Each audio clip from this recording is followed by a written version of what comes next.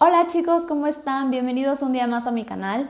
Mi nombre es Liz, por si no me conocen, y en este video vamos a continuar con la secuencia de la estructura de cómo dar una clase. Si no has visto ese video, le voy a dejar el link aquí en la cajita de información. Tienes que ver primero ese video porque si no, esta información no vas a poder adaptarla correctamente a tus clases y tal vez no sea tan funcional. Entonces te recomiendo mucho que primero vayas a ver ese video. Y si ya viste ese video, sabrás que el primer punto fue rompehielo y contextualización, que ya tengo un video de ese. El segundo punto es la presentación de vocabulario, que también les hice un video de ese. Y hoy, en este video, es la comprensión lectora o auditiva. Recuerden que les dije que podríamos intercambiarlos, tal vez en una clase hagamos comprensión lectora, en otro tema hagamos comprensión auditiva, en este tercer punto, pero hoy específicamente me voy a enfocar en comprensión lectora. Así es que vamos a empezar.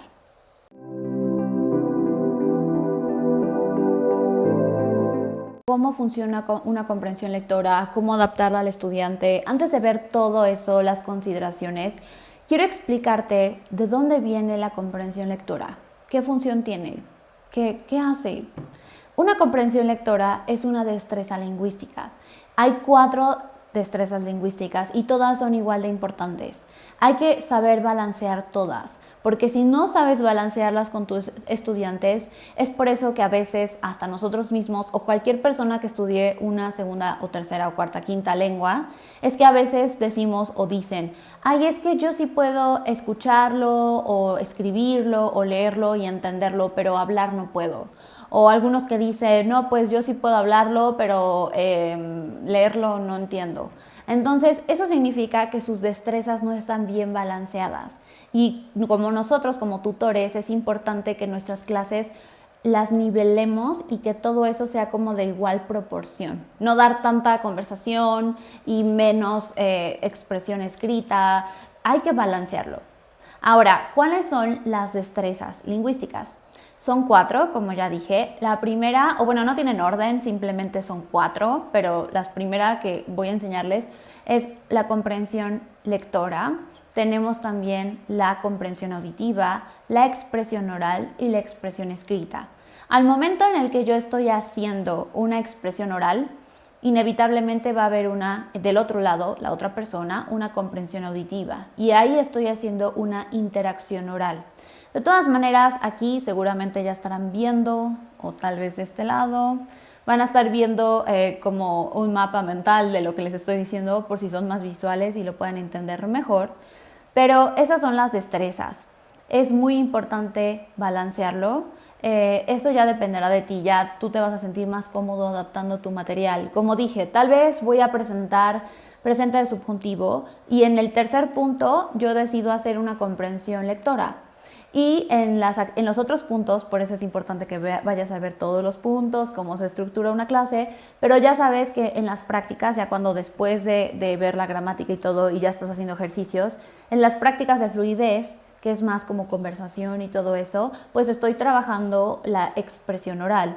O cuando estoy en actividades tal vez de precisión, que también a veces son escritas, o también de fluidez pueden ser escritas, tienes que ver ese video para entenderlo.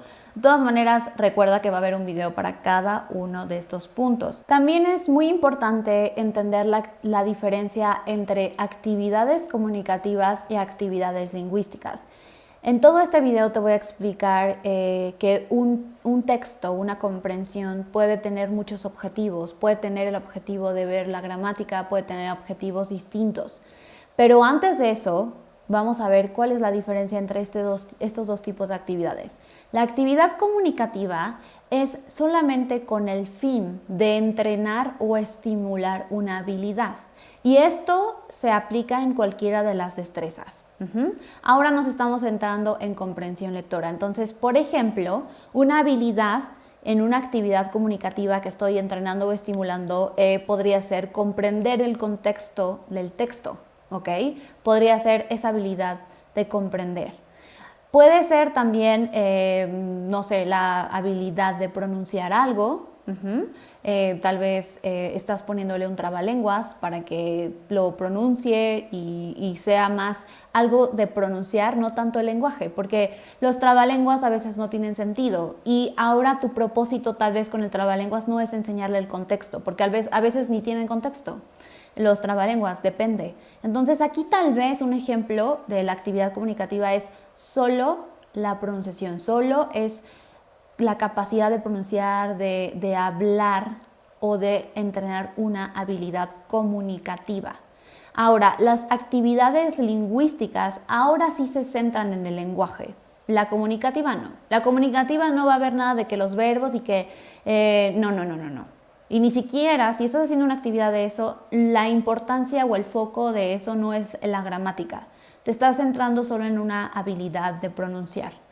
Pero ya en la actividad lingüística ya nos centramos en el lenguaje. Tal vez tu objetivo con esa lectura es identificar los verbos en pretérito, en subjuntivo, lo que tú quieras, pero aquí es centrarse en el lenguaje.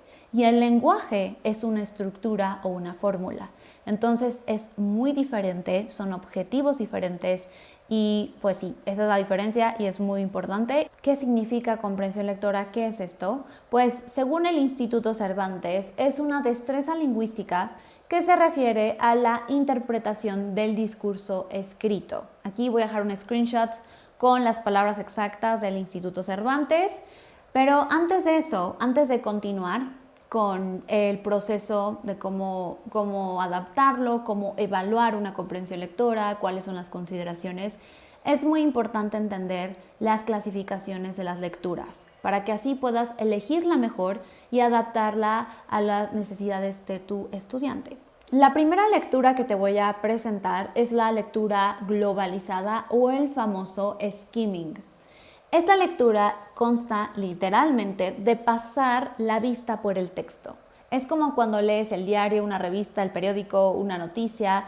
Realmente es capturar la esencia del texto con la vista. La segunda lectura es la lectura focalizada o la famosa scanning. En esta lectura buscas uno o varios datos. Es como generalmente respondemos preguntas de exámenes como tal vez en mis exámenes de historia que me preguntaban ¿cuándo fue la Revolución Mexicana? Entonces, en el texto me enfocaba en buscar la fecha, o sea, el año. Ya con que encontrar un año, ya veía si era ese año de la independencia o lo que sea que me preguntaran. Entonces, me enfocaba en eso. O, por ejemplo, estás en un grupo de WhatsApp y mandaron un número que necesitas en esa conversación. Entonces, estás buscando en el grupo de WhatsApp específicamente ese dato, esa información. La tercera lectura es la lectura extensiva. Esta es muy parecida a la lectura globalizada, ya que consta de leer textos muy largos y captar la esencia global del texto. Pero son textos más largos como una novela, por ejemplo. En la lectura globalizada, que es la primera que les presenté, es más como un texto, tal vez una página, 2 páginas, pero no toda una novela. El número 4 es la lectura intensiva. Ahora, el objetivo de la lectura intensiva es leer textos para extraer información específica, como por ejemplo cuando estás viendo una receta. Estás leyendo una receta y es súper importante que entiendas el paso 1, el paso 2, el paso 3, el paso 4, todo para que puedas llegar a tu producto final, que tal vez sea un pastel, no sé, que te salga bien. Si no tienes una lectura intensiva y entiendes perfectamente todo, no solamente la esencia que sería hacer el pastel, entender todo, entonces no va a servir, no te va a salir bien el pastel. O tal vez un tutorial. A veces no solamente están por YouTube, también hay tutoriales escritos, entonces tienes que seguir todos los pasos y esto es una lectura intensiva. Y número 5 es la lectura crítica. En esta lectura literalmente es leer con el propósito de evaluar el texto. Tal vez evaluar la calidad del texto, tal vez opinar o hablar de tu punto de vista de la actitud del autor. Pueden ser diferentes cosas, pero es evaluar el texto de diferentes puntos de vista, pero es dar tu opinión, básicamente. El proceso de presentar una comprensión lectora.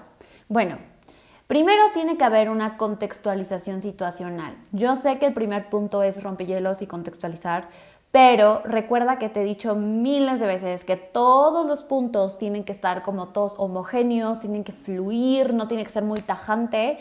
Entonces, aquí es muy importante saber en el contexto situacional a quién voy a leer y qué relación tiene el texto con todo el tema.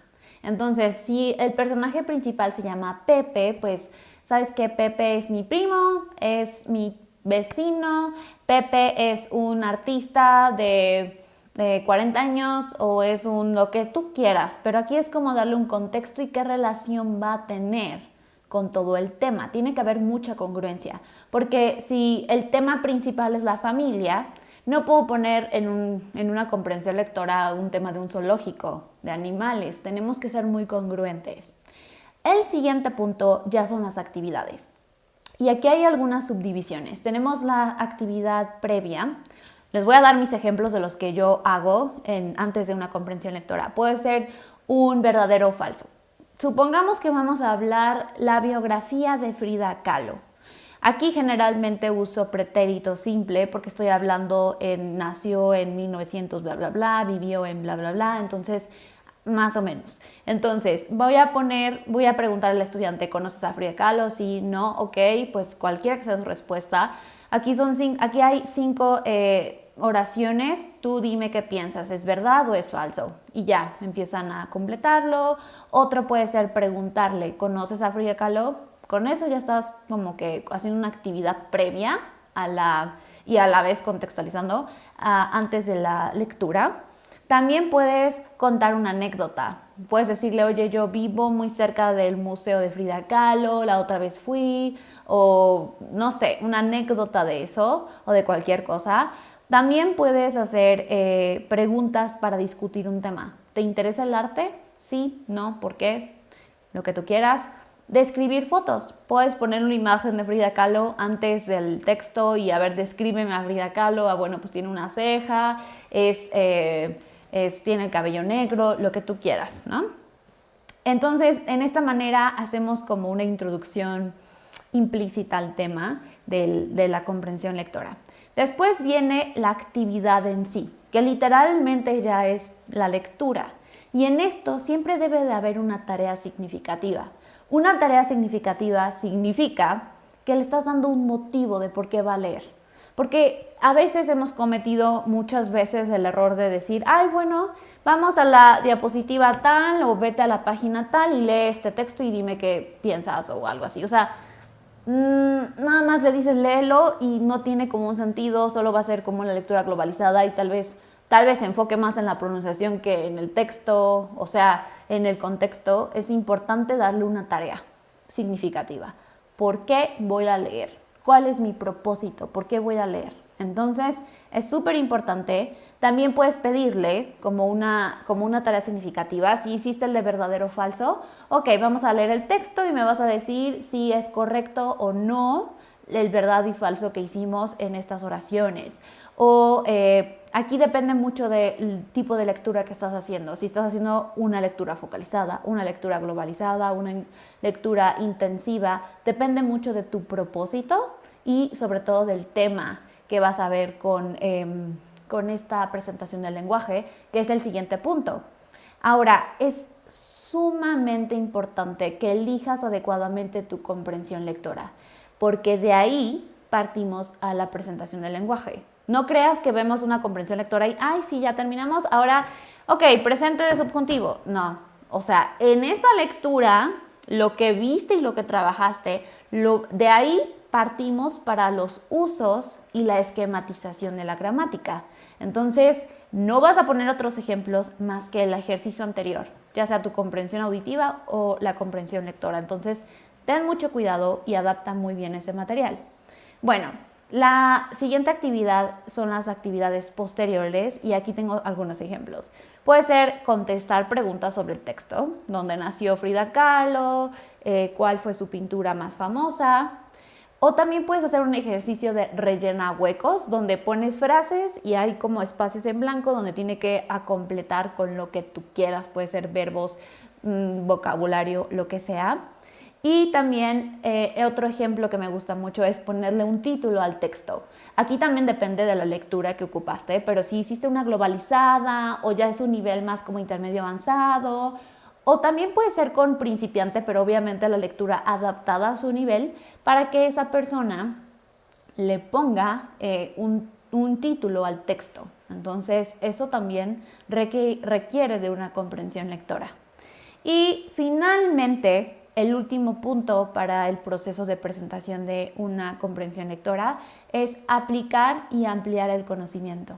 Es decir, aplicarlo en lo que resta de la presentación y en las futuras clases, y también ampliarlo, porque al momento de moverlo a la presentación del lenguaje, pues estás ampliando ese conocimiento. Estás partiendo de los ejemplos de la lectura hacia una presentación del lenguaje.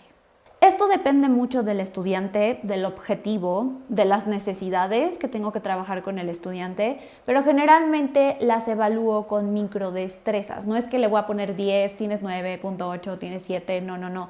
Es identificar cosas, objetivos que cumple o que no cumple.